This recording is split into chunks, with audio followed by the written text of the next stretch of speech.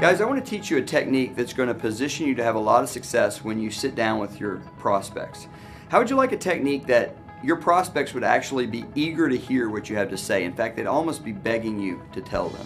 How'd you like a technique that they would almost be ready to say yes and enroll even before the presentation begins? Well, that's this technique.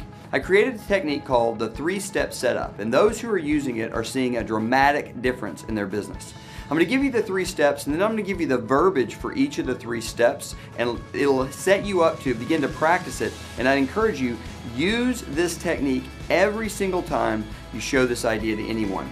The 3 steps are: 1, why; number 2, big deal, all in; and number 3, don't care. Why, big deal, all in, and don't care. Let's go through them one at a time. The first thing you're going to do is you're going to share with them why you're doing this. So let's pretend that you and I are sitting at coffee and I was about to show this to you. I would say, hey, thanks a lot for coming to coffee with me. Listen, I've got something huge I want to share with you. And I would begin to tell my why. Now my why has to do with my family, so it would sound something like this.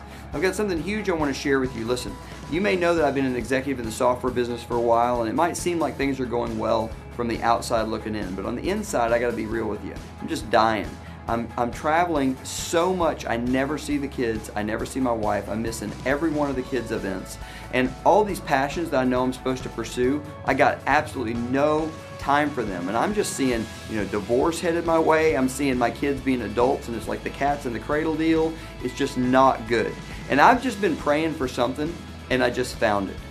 Now, let me back up and break that down. I gave you my why. Now, my why is not going to be your why. I gave you that as an example. Your why could be anything. We have people who are trying to retire and they can't. We have single moms who are tired of dropping their kids off at daycare. We have college students who are tired of burdening their parents with the financial woes of paying for college and want to get that off their back. We have people who, every kind of why, it doesn't matter what the why is, but what it does matter is that you are real, that you are vulnerable, and that you are raw. The more emotionally gripping your why can be, the better. And the last part of this first step is that you need to transition by saying you were looking for something and you found it. I use the phrase, I was praying for something and I found it, because I happen to be a person of faith. It doesn't matter, looking for or praying for, either one works just as well. But what we're doing is we're creating a problem in the mind of the listener. Here's my big problem. I was looking for an answer and I found it. That's step 1. Step 2 is going to be big deal, all in. So the way that would sound is this. You've just said, man, I was looking for something and I just found it. Now this thing I just found, it is a huge deal. It's going all over the world. It's a viral social phenomenon, and I've done all the research, and let me tell you, this is my ticket. I am all in. All we said there, guys, is that it's big. We gave them a little reference to how big it is. We want them to know that this is not some small-time thing. This is truly happening all over the globe. Hundreds of thousands of people are getting involved. Now, we're not saying all that. We're just inferring it by telling them how big it is. And we've told them we've done the research and decided to put our chips all the way in, using the poker metaphor. So we're going to say it's a big deal. We've done the research and we're all in. The last step is don't care. And here's how that would sound. You've just said, and listen, I've decided I'm putting my chips all in. I am all about it. Now, here's the thing.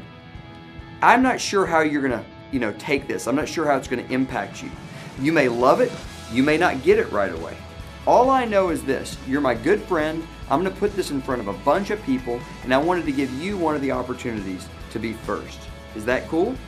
So all we said there is, listen, we don't know how they're going to take it. We don't know how it's going to strike them. They may love it. They may not get it right away.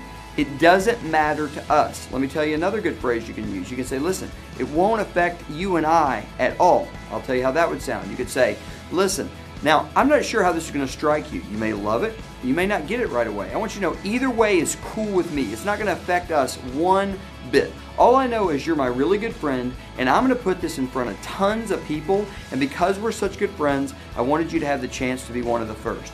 Is that cool? That's what the don't care step sounds like. We basically take it away from them. We tell them it's not going to affect us either way, and at the end we say to them, I just wanted you to have the chance to be one of the first. Is that cool? They always say yes. Guys, if you will use this little 3-step setup before every presentation, I don't care if it's a video in a coffee shop or a giant live event, it will dramatically improve your results.